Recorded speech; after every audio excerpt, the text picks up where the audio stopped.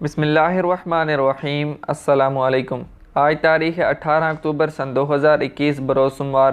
Kuwait Urdu news کے ساتھ میں ہوں محمد عمر۔ آج کی اس ویڈیو میں کویت کے حوالے سے کچھ تازہ ترین نیوز اپڈیٹ شامل کرتے ہیں۔ سب سے پہلے کویت میں سول آئی ڈی کو جاری کرنے کے متعلق خبر شامل کرتے ہیں کہ ایک طویل تاخیر کرنے کے بعد یعنی اپریل 2021 سے کویتی شہریوں اور غیر ملکیوں کے لیے سول آئی ڈی جاری کرنے کے انتظار کے بعد public authority for civil information PACI نے بغیر چپ کے شناختی کارڈ یعنی سول آئی ڈی جاری کرنے کا ارادہ کیا ہے۔ PACI سافٹ ویئر سسٹم کو برقرار رکھنے اور اپڈیٹ کرنے کے لیے ایک نیا ورک فلو بھی لے کر آیا ہے تاکہ ڈیٹا کو محفوظ کیا جا سکے اور زائرین کو بہتر اور تیز سروس فراہم کی جا سکے۔ درخواست جمع کرانے کی تاریخ سے چند دنوں کے اندر سول شناختی کارڈ جاری کیا جاتا ہے۔ فی الحال PACI کویتی شہریوں اور 5 سال سے کم عمر بچوں کو سول آئی ڈی جاری کرنے کے لیے ترجیح دے رہی ہے۔ کیوں یہ سیکشن مائی آئیڈینٹی ایپ میں نہیں ہے تاکہ سرکاری احکام جائزہ لے سکیں اور خاندان کے ساتھ لوگ بآسانی سفر کر سکیں۔ اگلی خبر ہے کہ سول سروس کمیشن CSE نے وزارت صحت میں 214 نوکریوں کے لیے غیر کویتیوں کی بھرتیوں پر عائد پابندی ختم کر دی ہے۔ وزارت کو لکھے گئے CSE کے خط کی کاپی جس میں کہا گیا ہے کہ ان نوکریوں میں ڈاکٹروں کے لیے 57، نرسنگ عملے کے لیے 131، ٹیکنیشین کے لیے 23 اور فارماسسٹ کے لیے 3 شامل ہیں۔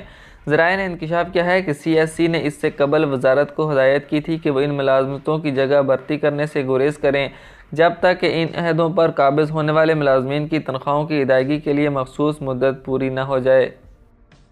ذرائع کا کہنا ہے کہ اس وقت CSE نے وزارت خزانہ کو ہدایت کی تھی کہ وہ وزارت صحت کے مالی سال 2022 اور 23 کے بجٹ میں مذکورہ بالا نوکریوں کو برقرار رکھنے کے لیے اپنا بجٹ تیار کریں۔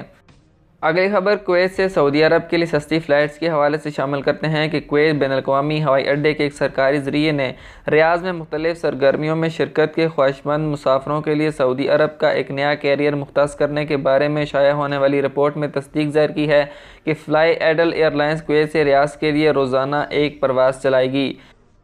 ذرائع نے انکشاف کیا ہے کہ یہ پرواز پورے ہفتے کے دوران دستیاب ہوگی۔ اس کے علاوہ ایئرپورٹ پر کام کرنے والی دیگر ایئر لائنز کے لیے مخصوص پروازیں بھی چلائی جائیں گی۔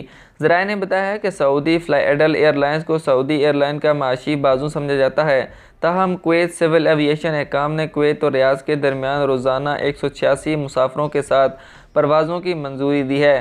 ذرائع نے مزید کہا ہے کہ ریاض کے لیے پروازوں کی روانگی کی تاریخیں تمام زائرین کے لیے مناسب وقت پر ہوں گی۔ اگلی خبر ہے کہ ایک غیر معروف کویتی کو کمرشل کمپلیکس کی پارکنگ میں مبینہ طور پر ایک نوجوان خاتون کو ہراساں کرنے کے الزام میں گرفتار کیا گیا ہے۔ اسے گرفتار کرنے کے بعد تفتیش کے لیے بھیج دیا گیا۔